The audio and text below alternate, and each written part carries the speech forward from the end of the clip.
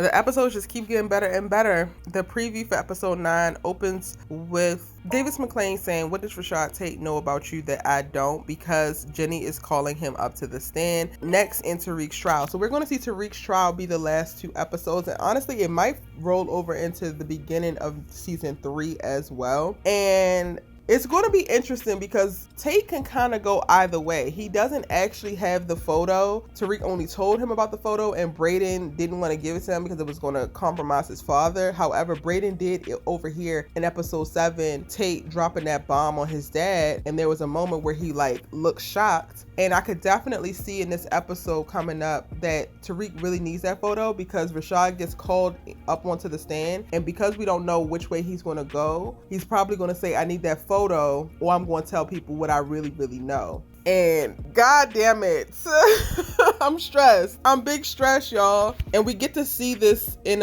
I get this kind of tone in the moment where the next scene we hear Tariq say, "I'm sorry about Professor Milgram, I didn't think." And then Rashad Tate's response to him is like, "You don't actually think through anything." And that to me is what the energy of the episode will be like for Rashad, because he can literally switch. We have seen him switch into old dog and then be Rashad Tate all up and through season 2. And I definitely think that he can switch. If he's getting what he wants, if he's getting what he needs, he'll be your best friend. But if he feels like he's backed in a corner, he feels like it's no benefit to him, then he will be your worst enemy. And Tariq needs to find a way to make sure that Rashad is his friend, because he could provide insight that would definitely sway a jury, because he's very, very invested and has been part or connected to the St. Patrick family for quite a while now. He knows where quite a few of the bodies are buried, and I do think that he would be able to find a way to throw Tariq under the bus without actually compromising himself and all that he has actually done. Now, the only saving grace I think that could be if Tate gets onto the stand is that Davis don't care who you are, so Davis would actually be able to speak to what he did to that judge earlier on in Tariq's custody case and getting Tariq out on bail. So maybe if Rashad Tate decides to go rogue and completely just disassociate himself from Tariq, Davis will actually be able to handle that, or at least fend him off a little bit. Also in this trailer, we get to see a light-skinned or white man hand holding a gun sitting on Tariq's bed. Now, I've already seen some of y'all's speculations, and a lot of y'all are saying that this is Mecca. But honestly, y'all, I kind of feel like it might be Lorenzo, because Tariq smashed his baby girl who was a virgin, and I could totally see this being a whole daddy knows best moment. And Lorenzo wanted Monet to cut off ties with Tariq and just don't care about Tariq anyway, right?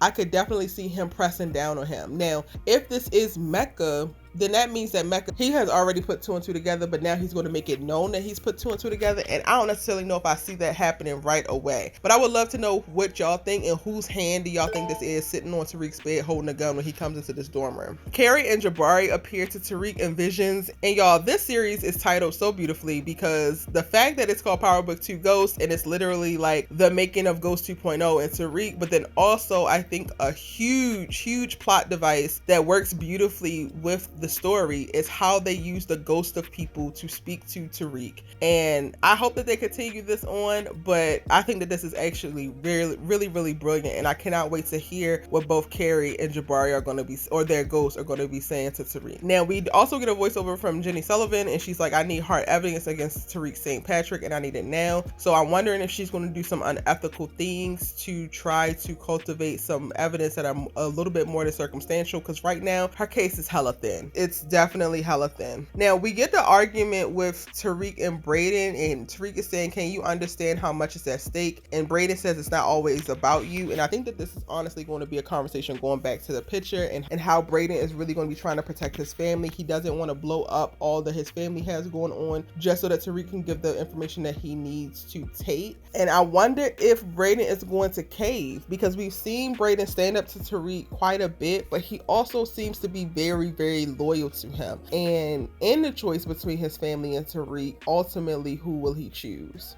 Now, we also get a moment where Kane is talking to Brayden. He says, "I gave you a gun, use it." I think that this might be in retaliation, there might be some retaliation happening for the Mecca hit, and Brayden is concerned about safety or whatever, and maybe that's what this is about. The fact that Brayden and Kane are meeting alone in this moment kind of makes me a little bit nervous, but I can't wait to see what that looks like.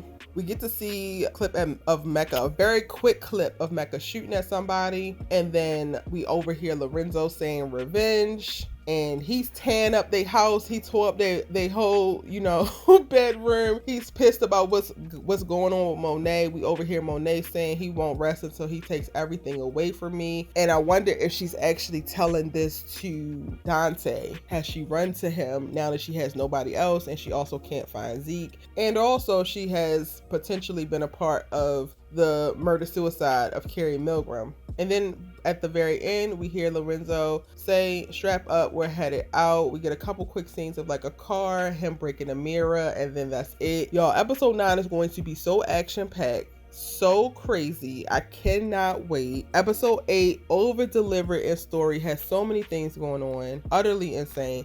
If you missed it, I did a breakdown for episode 8, a full breakdown. You can click this video right here. And also, I'm talking about Tariq and Effie and how Dirty Diana is finna mess that up in this video right here. Hit that subscribe button, turn on your bell notifications so that you don't miss any of my Power Book 2 videos. I'm coming to you with a new video every single day this week, so make sure that your bell notifications are on so that you don't miss the moment that those videos go up. I'm hopping in the comment section right now to reply to you. I want to know what y'all think. What are your predictions for episode 9 and more? See you in the next one.